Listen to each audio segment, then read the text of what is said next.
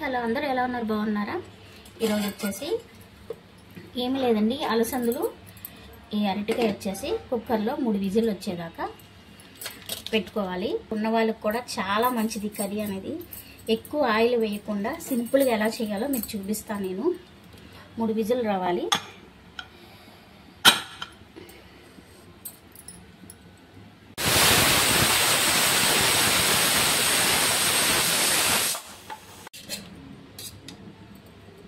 అర స్పూను నెయ్యి వేస్తున్నాను, ఎక్కువ కాదు, కొంచెమే.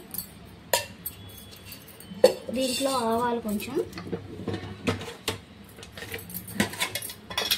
ఏం లేదండి, నైట్ పూట మనం రైస్ అనేది తినకుండా కొంచెం కర్రీ అనేది తింటే సరే.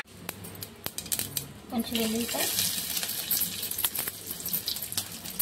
ఒక ఎండుమిర్చి,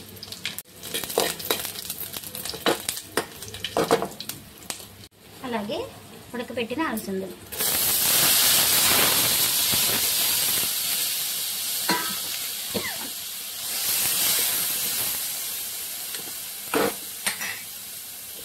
అరటికాయ కూడా ఉడకబెట్టేస్తాను కదా అలసందలతో పాటు. ఉప్పు కూడా చాలా తగ్గించేసామండి, కొంచెం అంటే కొంచెం వేస్తున్నాం.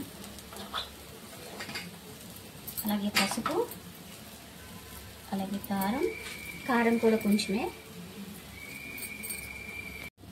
ఇంకా ఇవి ఉడికిపోయింది కాబట్టి ఇంక అక్కర్లేదు, 3 విజిల్ వచ్చేసాయి. ఇంక అక్కర్లేదు, ఎక్కువసేపు అక్కర్లేదు. ఇది వేపుల్లాగా అవ్వకుండానే ముందే తీసేసుకుంటే సరిపోతుంది. ఉప్పు కారం అన్నీ లైట్గా వేసేసుకుని కరివేపాకు, కొత్తిమీర. ఓకే, స్టవ్ కట్టేస్తున్నాను, రెడీ అయిపోయింది.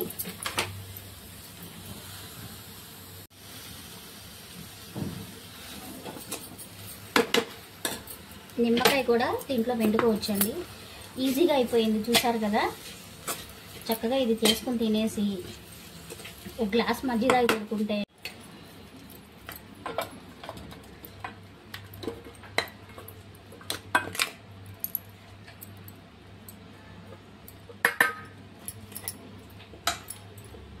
చక్కగా ఇందులో నిమ్మకాయ చెక్క పిండేసుకుని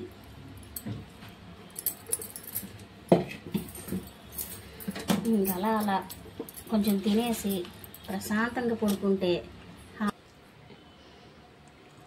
బాగుందా? నైట్ పూట అన్నం తినే కంటే ఇది తినడం బెటర్. బీపీ, షుగరు ఇలాంటివి రాకుండా ఉంటుంది. బరువు పెరిగా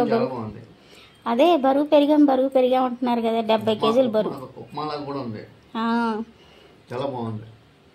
ఓకేనండి.